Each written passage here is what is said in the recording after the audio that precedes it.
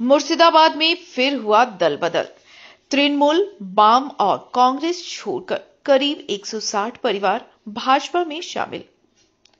विधानसभा चुनाव से पहले मुर्शिदाबाद जिले में सत्तारूढ़ और विपक्षी खेमे में फिर एक बार बड़े पैमाने पर टूट फूट देखने को मिली।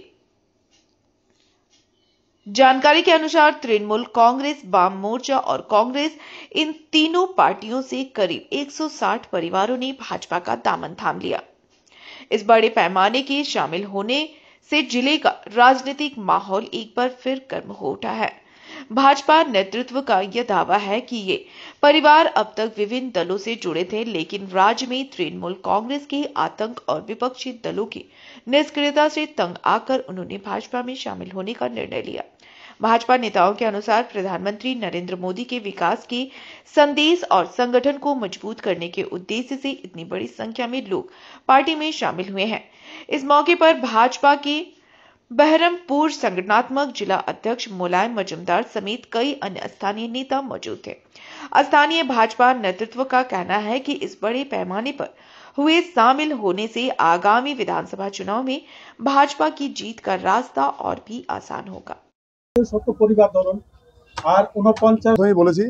শুধুমাত্র যারা পদাধিকারী আছে তাদেরকে আমরা এখানে আপনার নাম পড়ে শোনালাম।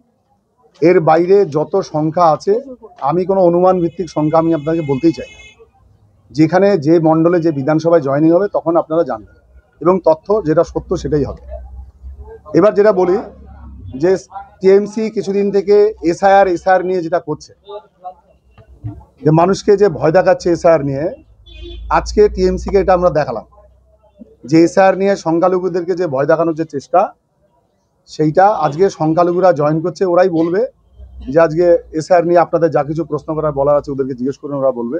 আমি ওদের বিষয়টা আমি নিজেও বলতে চাই, কিন্তু আমি এটা বলতে চাই এটা যে সংখ্যালঘুদেরকে ভয় দেখানোর পরিবর্তে সংখ্যালঘুরা মনে করছে যে না, এসআইআর প্রয়োজন আছে, প্রকৃত ভারতীয় যারা তাদের এই দেশে ভোটাধিকার তাদেরই থাকা উচিত, এটা তারা মনে করে বলে ঠিক এই কংগ্রেস থেকে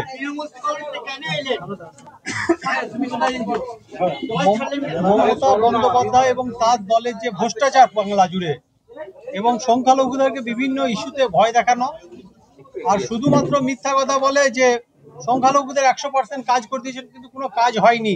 তাই আমরা বীতশ্রদ্ধা হয়ে তৃণমূল ছেড়ে নরেন্দ্র মোদীকে দেখে, নরেন্দ্র মোদীর যে উন্নয়ন, তার যে ডিজিটাল ভারত, এই সমস্ত বিষয়কে আমরা সামনে রেখে আজকে আমরা তৃণমূল কংগ্রেস থেকে বিজেপিতে জয়েন করলাম।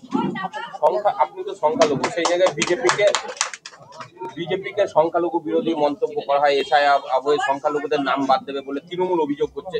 এসআইআর একটা ভালো জিনিস। আপনাকে এক কথায় একটা উত্তর দিই, আমি মোহাম্মদ জালালউদ্দিন, ডাকনাম আফাজ নামে সর্বাধিক পরিচিত। আমার বাবার নাম হচ্ছে মোহাম্মদ জিকরিয়া। তিনি 2019 সালের 14 জুলাই মারা গিয়েছেন আর 2021 সালে 29 এপ্রিলে ভোট দিয়েছেন। প্রায় 2 বছরের পরে তিনি ভোট দিলেন। এই নামটা বাদ দেওয়ার নামই হচ্ছে এসআইআর। মমতা ব্যানার্জি ভুল বোঝাচ্ছে, তৃণমূল কংগ্রেস ভুল বোঝাচ্ছে। মানে বড়োয়া বিধানসভায় যে জীবন কৃষ্ণ তার ঘনিষ্ঠ হিসেবে আপনি একসময় পরিচিত, তো সেই জায়গায় বড়োয়া বিধানসভা আবার বিজেপিরও পাখির চোখ, সেই জন্য কি এই দলে আসা? আমরা বড়োয়া বিধানসভার বিধায়কটা নরেন্দ্র মোদীর হাতে তুলে দিতে চাই এবং ভারতবর্ষের যে উন্নয়ন সেটাও। Bureau report, PVTV news.